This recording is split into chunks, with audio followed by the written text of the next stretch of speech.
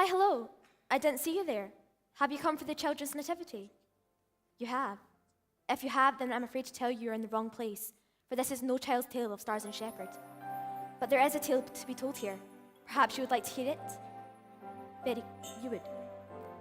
To begin, we must begin at the beginning. Perhaps you've heard the story of Ebenezer Scrooge, the wicked soul who discovered the wonder of Christmas, and with it, we discovered the goodness in his heart.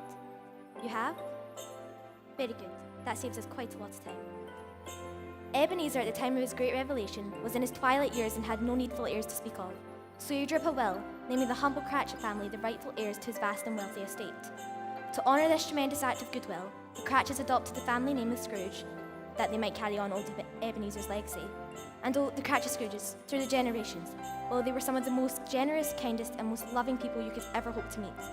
And the loveliest, kindest, and most generous of them all was Tiny Tim Cratchit Scrooge's great-great-granddaughter, Elisabeth, who we join on this Christmas Eve morning. Speak of an angel, here she comes now.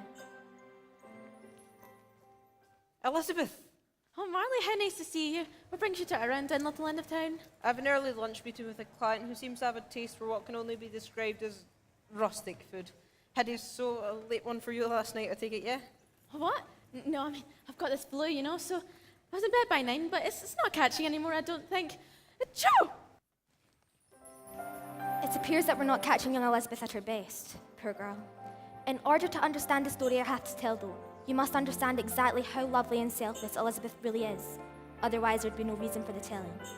Now, currently Elisabeth Scrooge runs the Paradise Orphanage, as the Scrooges have for the last 3 generations, providing shelter, clothes, and provision for orphans and the children of the poor. Unfortunately, it hasn't been going so well of late. The nasty Mrs. Fenwick, a horrible lady who you'll encounter soon enough, wishes to buy the building, bulldoze it to the ground, and build a multi-storey car park in its place. Well, Elisabeth has been working herself sick, literally, to ensure this doesn't happen, and at this most magical time of the year, has managed to raise enough donations to keep the orphanage afloat. And now, with Christmas Day almost upon us, all Elisabeth wants is to reach the bank by closing to deposit a very important payment, watch her kids perform their nativity, and then later, maybe, just maybe, steal a kiss from Marley under the mistletoe. I said she was kind and lovely. I didn't say she had good taste in men, did I?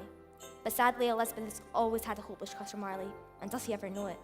But such is Elisabeth's warmth of spirit that even a cynical soul like Marley can't even help but carry a fondness for her. Now, Marley has a meeting for something called brunch with a young lady who has gotten herself into quite a lot of trouble.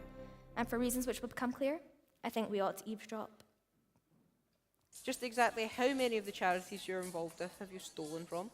I was going to return the money, really.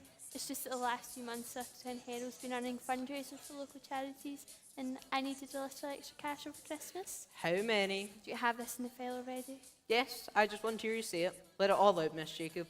All right, so I borrowed. Embezzled. Fine, embezzled. Stole, in fact. About £5,000 from a total of 3 charities. Impressive. This has to be the most downright heartless crime it's ever been my privilege to defend.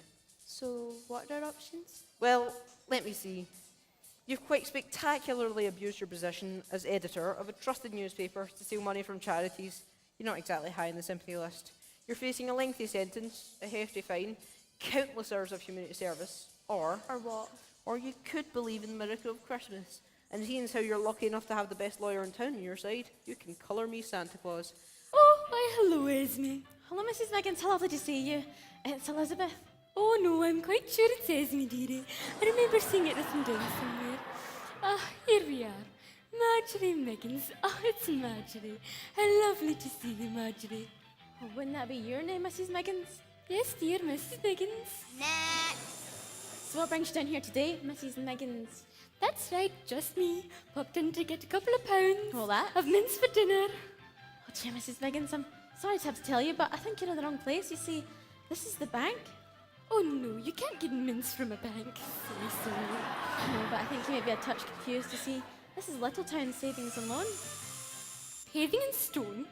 I don't want that. Why would I need that? I don't even have a driveway. I don't think. Savings and Loan, Mrs. Miggins, you know, the bank. Oh, that's lovely, dearie. What are you doing? Saving up for something nice? Kind of. I have to deposit this money today to pay the mortgage on the orphanage, or else Mrs. Fenwick will buy the land herself. Ah, Mrs. Fenwick. Lovely woman. I know her. She owns a shop in the waterfront, doesn't she? Waterfront? There's no waterfront in Littletown. Ah, yes, she's the one that has that two-headed budgie that sings all them Tony Bennett songs. Mrs. Miggins, perhaps you should have a wee seat. Really? Oh, thank you ever so much, dearie. Don't mind if I do. Next. 2 pounds of lean mince, young lady, and a string of chipolatas as long as your arm. The Germans! Mrs. Miggins? Is she dead? Mrs. Miggins, here. Somebody call an ambulance. Is she dead? If she's dead, we'll have to close early. No, she isn't. Mrs. Miggins, can you hear me? Oh, my dear old heart. Oh, the calamity. Mrs. Miggins, do you know what day it is? Valentine's Day, 1942. The bag. Brown leather. Oh, well, it's PVC. Oh, a brown leather shoulder bag. Why didn't you just say so? Well, have you seen it? No. Please, hasn't anyone? It's got all the money for the orphanage, and I only put it down for a second to help Mrs. Miggins. Oh, that's me. Oh, seriously, has anyone seen it? Oh, please, hasn't anyone?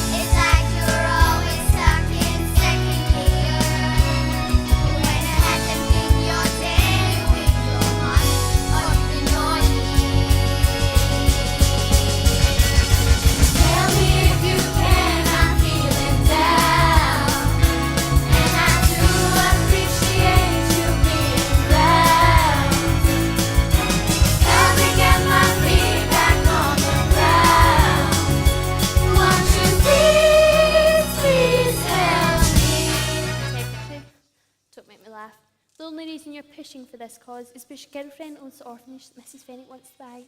She's not my girlfriend. Maybe not. But Sam, everyone knows you're hopelessly in love with Elisabeth Scrooge. You can do absolutely anything to get in her. Good books. Even if we printed your story, which we won't incidentally, it could be easily disregarded by anyone who knows you. And I'll remind you that in this town where everyone knows everyone, it's nothing more than a vain attempt to try and impress her. So maybe have a soft spot for Elizabeth. But that does mean I don't think evicting 20-odd children from their orphanage to build yet another multi-storey car park is anything short of a horrible idea. Dear Sam, you are just too good. Understand it, I don't think I could. She's a terror, she's a tartar. We don't mean to show her bias, but dear Sam, you are a martyr. Well, these things are sent to try us. Oh, Sam, he's forced to reside with someone so disgusting. We just wanna tell you, keep along your